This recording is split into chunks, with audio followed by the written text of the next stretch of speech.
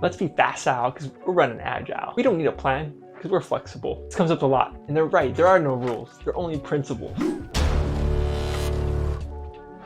And this is where the Agile principles come into play, because it's framework agnostic. This means no matter what frameworks you're using, no matter what rules you're not doing, it all comes down to these 12 principles. So this video is really going to go on the fundamentals of these principles, because really this is how these frameworks are created, and this is where it's all started. So building that foundation, and I'll provide some practical examples of what I've used that I thought was helpful. So this is part 1 of 2 of the 12 Agile principles. So we'll cover the first 6 in this video and the second 6 in another video. So the first principle, our highest priority is to satisfy the customer with continuous and early delivery of software. So this one goes down to, if we're not thinking about the customer, the business is doomed, because we're not thinking about what's actually bringing in revenue and what's bringing value back to the customers to pay us for those features. So I think a really critical piece here is those product owners, right? Bridging the gap from business-driven development, right,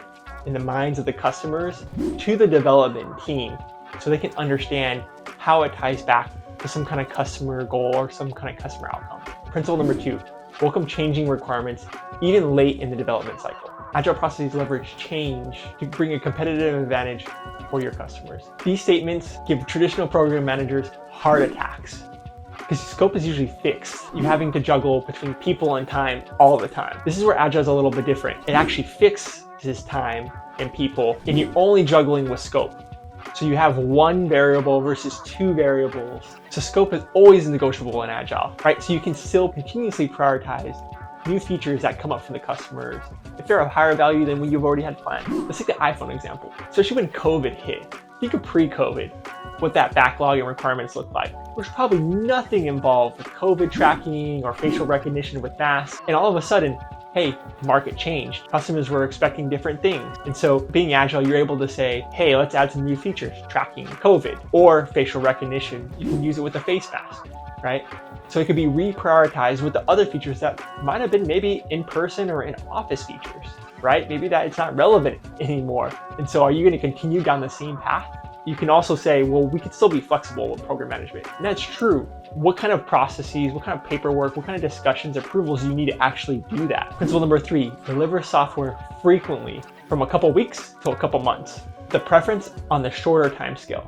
So this principle brings me back to, how would you rather get paid? Would you rather get paid weekly, monthly, or yearly?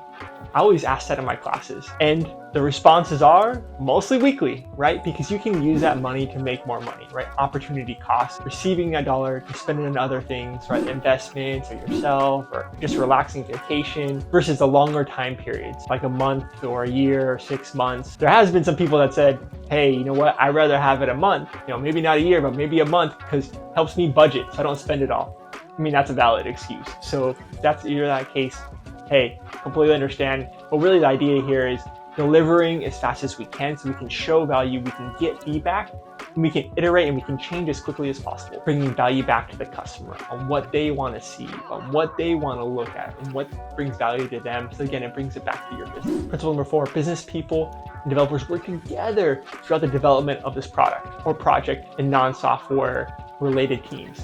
Understand this is easier said than done, right? Business and developers working together, it's often tough, right? They speak almost different languages. Business people are always saying, hey, we need this at this time, and this is what the business features are, this is what the customers are saying. Developers like, hey, you don't understand, there's all this work involved, and it takes these steps to do this, and it takes longer than you think, right? And it's really bridging that gap, because otherwise you're speaking different languages. In order to make sure you're providing value to your customers, it's important to have these two synced up. So again, business-driven development, really understanding those customer personas, those journey maps of how that customer goes through from finding the product to purchasing this product, right? So it's really important to understand that and connect those two. And this is what comes back, at least for me, in this principle. Remember, this is a team sport. It's a business, but it's a team sport. The only difference between a team sport and business is that you figure out if your team's successful faster in a sport, because you lose the same day. In business, end up figuring out if you lose months or maybe even years, right? When you go bankrupt or business doesn't work out. So just think of it that way. Principle number 5, Build projects around motivated individuals. Give them an environment and the support they need, and trust them to get the job done. Keep in mind that says, bring people to projects, not projects to people.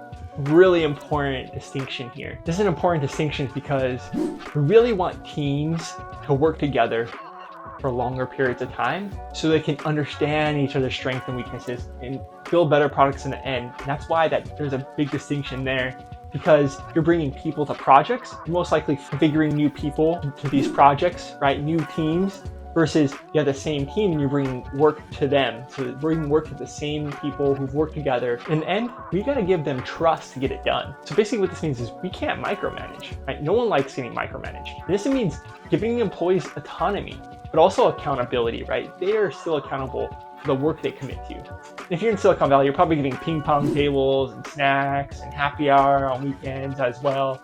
But again, those are the small perks. Really, autonomy is really important. And the sixth principle in this video we're going to discuss, and the last one, the most effective way to communicate information within a development team is face-to-face. And I guess for our situation now with COVID, right? Zoom, virtual to virtual face. I'm not sure how many of you played telephone. This is a pretty old game, but really the idea behind this game is that the longer you take to send these messages, the message gets changed as it goes to party or medium. And all of a sudden at the end of the day, you've had days, weeks, or maybe even months past, nothing actually actioned, and the message is completely different. And so I don't know if you've been in this situation before where you sent an email about a certain topic and expecting an outcome, and it goes on for days, and someone responds to you a day later, and then they don't give you what you need, and you respond back, and all of a sudden a week's been going on, and you could have probably sat in a video conference call for 5 minutes and discussed it, had actions, and moved forward on that. It's the same thing, right? Those daily stand-ups,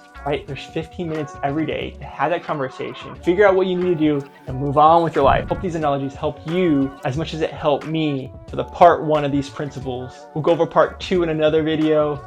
I'd like to hear your thoughts on this video, on the information provided in the comments below. Love to discuss. And like always, stay agile-ish.